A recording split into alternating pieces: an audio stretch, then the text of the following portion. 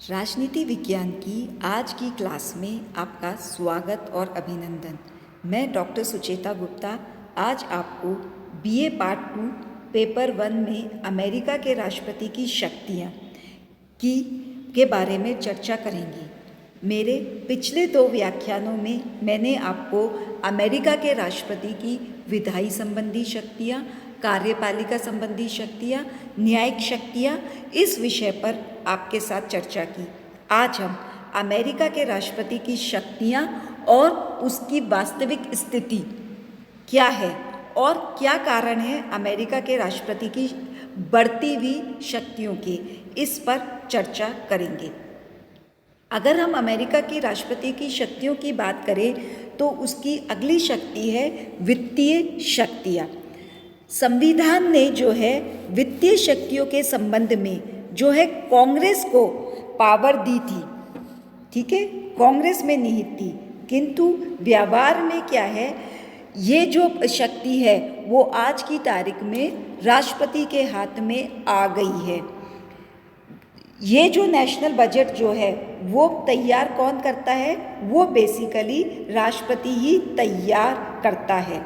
अब जो है राष्ट्रपति वो वित्त विषय के संबंध में कांग्रेस को पूरी सूचना देता है, ठीक है, और आगामी वर्ष के लिए जो है वो प्लानिंग करता है और नए कर को प्रस्तावित करता है, ठीक है। तो कहने का क्या मतलब है, इस तरह अब वित्तीय क्षेत्र के अंदर जो शक्ति है वो बहुत हद तक प्रेसिडेंट के हाथ में आ गई है। लेकिन इसमें जो है राष्ट्रपति अपनी मनमानी नहीं कर सकता, क्योंकि कई बार ऐसे अवसर भी आए हैं जिसमें कांग्रेस ने राष्ट्रपति द्वारा जो आंकड़े दिए हैं या जो कर दिए लगाए हैं उसमें उन्होंने कटौतियाँ भी की है। लेकिन बेसिकली जो है आज की तारीख में अगर हम बात करें तो बजट बनाने का काम पूरा राष्ट्रपति के निर्देशन में होता है। कौन सा नया टैक्स लगेगा, ये सब राष्ट्रपति के निर्देशन में ही किया जाता है। इसके अलावा अमेरिका का जो राष्ट्रपति है वो एक दलीय नेता भी है, दलीय नेता है। राष्ट्रपति जो है अपने दल का नेता होता है और इस कारण जो है वो दल के अंदर भी एक बहुत अपनी शक्ति और प्रभाव को मेंटेन करता है। चूँकि वो दल का नेता होता है तो वो राष्ट्रीय समिति के चेयरमैन को नियुक्त करता है और उसके परामर्श से जो है दल के जो अन्य महत्वपूर्ण पद है उनकी नियुक्ति करता है। और अब क्या होता है कि अगर राष्ट्रपति के ही दल को जो है अगर कांग्रेस में बहुमत होती है तो राष्ट्रपति के लिए बहुत इजी हो जाता है कि वो कोई भी जो विधि निर्माण है वो अपने हिसाब से करवा सके। और बेसिकली वो देखा जाए तो यह दल के सदस्यों के माध्यम से जो है प्रेसिडेंट वो कांग्रेस पर भी जो है अपना नियंत्रण बनाए रखता है। इसके अलावा अमेरिका का जो राष्ट्रपति है वो राष्ट्र का सर्वोच्च नेता है, सुप्रीम लीडर अगर हम बोले तो अमेरिका के अंदर कौन है, वो है अमेरिका का राष्ट्रपति। वो पूरे देश को नेतृत्व प्रदान करता है।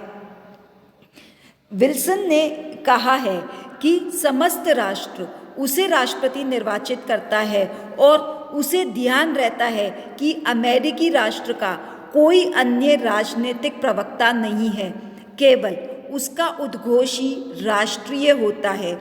उसने देश का विश्वास और प्रशंसा दोनों ही जीत ली होती है, ठीक है। तो अमेरिकी जनता जो है कभी भी किसकी तरफ देखती है, स्पेशली क्राइसिस के टाइम पर वो देखती है अमेरिकी राष्ट्रपति के लिए की तरफ, जो कि अमेरिका को नेतृत्व प्रदान करता है, ठीक है। और अमेरिका के राष्ट्रपति की जो संकटकालीन जो शक्तियां हैं वो भी बहुत अधिक महत्वपूर्ण है।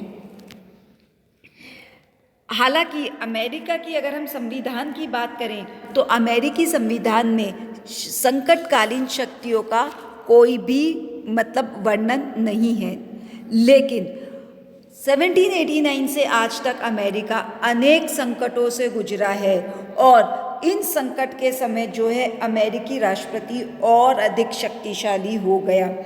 हम देखें तो 2 वर्ल्ड वॉर्स हो गए, गृह युद्ध हो गया अमेरिका में, तो आंतरिक अशांति, आर्थिक संकट, युद्ध, इन सब स्थितियों में क्या हुआ है, अमेरिका के राष्ट्रपति की शक्तियां बढ़ी है। इन संकटों को उबरने के लिए जो है अमेरिका के राष्ट्रपति ने बहुत सारी शक्तियों का प्रयोग किया है और उन शक्तियों का भी प्रयोग किया है जो कि संविधान द्वारा राष्ट्रपति को नहीं दी गई। लेकिन जो शक्ति एक बार राष्ट्रपति एक्सरसाइज कर लेता है उसके बाद वो शक्तियाँ राष्ट्रपति के हाथ में रहती है। अगर हम देखें तो विल्सन रूजवेल्ट या ट्रूमैन जो थे वो उन्होंने शक्ति के जो समय मतलब संकटकालीन का जो समय था उसमें अपनी शक्तियों का इस तरह से उपयोग करा कि वो असीम शक्तियों के स्वामी बन गए। देखो, संयुक्त राज्य अमेरिका को अगर हम देखें तो हम ये चीज़ रियलाइज़ करेंगे कि अमेरिका के संविधान ने शक्ति पृथक्करण का सिद्धांत अपनाया था। वो नहीं चाहते थे कि कोई भी एक पद बहुत अधिक शक्तिशाली हो पाए, लेकिन ओवर द ईयर्स हुआ क्या है कि यह जो प्रेसिडेंट का पद है अमेरिका के पॉलिटिकल सिस्टम में, इस पद में निरंतर वृद्धि हुई है और आज ये जो राष्ट्रपति का पद है ये विश्व का सबसे अधिक शक्तिशाली पद हो गया है। पीटर के शब्दों में राष्ट्रपति का जो पद है एक विस्तारशील शक्ति का पद रहा है। तो क्या रीजंस हैं जिसके की कारण अमेरिका के अंदर राष्ट्रपति का जो पद है वो इतना शक्तिशाली हो गया?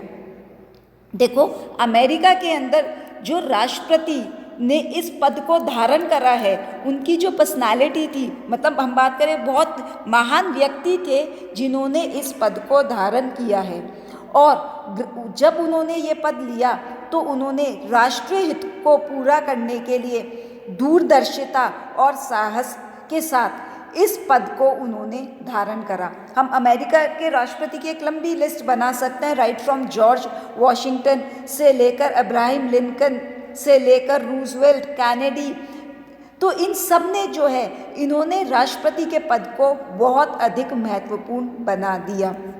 इन राष्ट्रपतियों के कार्यों को देखते हुए ही वुड्रो विल्सन का यह कथन सही प्रतीत होता है कि कानून तथा नीति दोनों की दृष्टि से एक राष्ट्रपति उतना महान बनने के लिए स्वतंत्र है जितना कि उसमें सामर्थ्य है।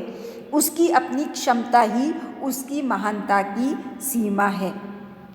फिर इसके अलावा समय समय पर सर्वोच्च न्यायालय द्वारा संविधान की जो व्याख्या की है उसने भी राष्ट्रपति के पद को शक्तिशाली बनाया है।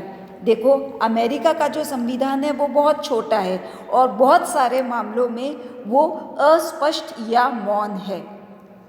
अब सर्वोच्च न्यायालय द्वारा समय समय पर जो व्याख्याएं की है उन सब से क्या हुआ कि जो प्रेसिडेंट की शक्तियां हैं उसमें वृद्धि हुई है। जैसे अमेरिका के संविधान में ये नहीं कहा गया कि व्यक्ति को पद से हटाने का अधिकार किसके पास है, लेकिन सर्वोच्च न्यायालय ने मेयर्स केस में ये बात कह दी कि जिनको राष्ट्रपति नियुक्त कर रहा है, जिन पदाधिकारियों को, उन्हें पद से हटा भी सकता है।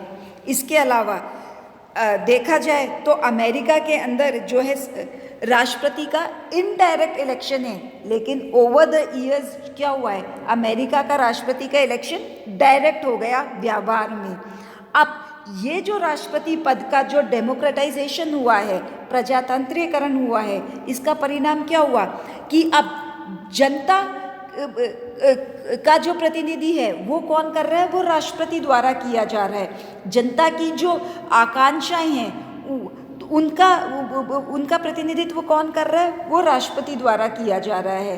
तो इन सब से क्या हो गया, अब चूंकि वो जनता के द्वारा व्यावहारिक रूप से डायरेक्टली इलेक्ट होता है तो जो प्रेसिडेंट है उसकी पावर्स में वृद्धि हुई है।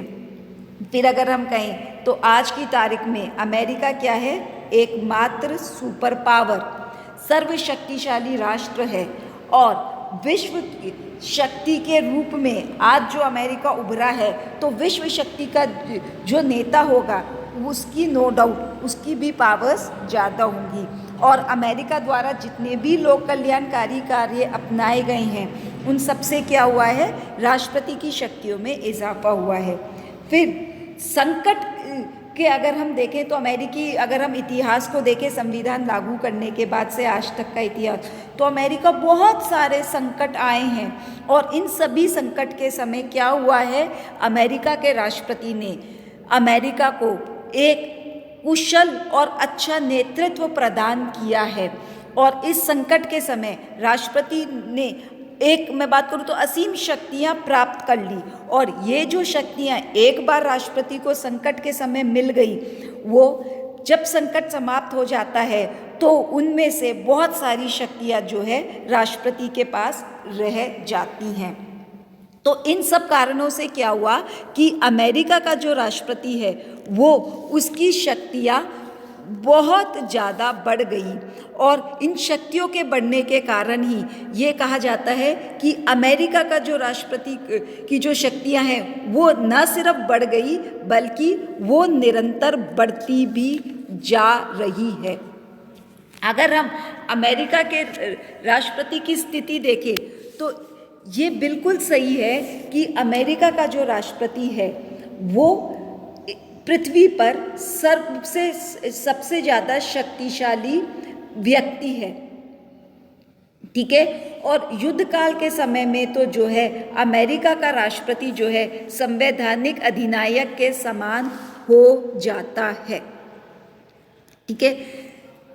इवन अगर हम बात करें कांग्रेस या सर्वोच्च न्यायालय का कुछ नियंत्रण जो राष्ट्रपति पर था, अब धीरे धीरे जो है प्रेसिडेंट पूरी तरह से अमेरिकन पॉलिटिकल सिस्टम में हावी हो गया है, ठीक है। और राष्ट्रपति जो है सीधा अब जनता से संपर्क करता है, वो चाहे समाचार पत्रों के माध्यम से हो, टेलीविज़न के माध्यम से हो, तो बेसिकली जनता का और देश का प्रतिनिधित्व करता है। वह अमेरिका का अगर कहा जाए तो बिना मुकुट का राजा है। लोग जो है अमेरिका के राष्ट्रपति को सुनते हैं, ठीक है। उसके जो मंत्री हैं वो उसके निजी सहायक होते हैं और वह अपने मंत्रिमंडल का जो है पूरी तरह से स्वामी होता है। राष्ट्र की जो वागडोर है उसके ही हाथों में होती है। राष्ट्रपति ट्रूमैन ने कहा है कि यह एक ऐसा कार्यकारिणी पद है जो कल्पनातीत है। लास्की ने भी कहा है कि राष्ट्रपति का पद जितना अधिक ध्यानपूर्वक अध्ययन किया जाए उसकी अद्वितीयता उतनी ही अधिक जो है दिखाई पड़ती है। और ये इतना इम्पोर्टेंट पद है अमेरिका का राष्ट्रपति कि आप खुद ही इस चीज़ को रियलाइज़ करेंगे कि जब पिछले साल जो अमेरिका के राष्ट्रपति का निर्वाचन हुआ 2020 में, तो मतलब पूरी दुनिया के जो देश थे वो सब अमेरिका के राष्ट्रपति का निर्वाचन बहुत माइन्यूटली ऑब्जर्व करते हैं। और अभी 20 तारीख को ही जब बाइडेन ने शपथ ली तो पूरे दुनिया के जो देश थे उन सब ने उस शपथ को और जो भाषण बाइडेन द्वारा दिया गया उसे ध्यानपूर्वक सुना। तो ये सब जो है अमेरिका के राष्ट्रपति का जो महत्व है उन सबको दर्शाते हैं। उम्मीद करती हूँ कि अमेरिका के राष्ट्रपति की शक्तियाँ और उसकी वास्तविक स्थिति क्या है वो आपको समझ में आई होगी। आज के लिए इतना ही। मुझे ध्यानपूर्वक सुनने के लिए धन्यवाद।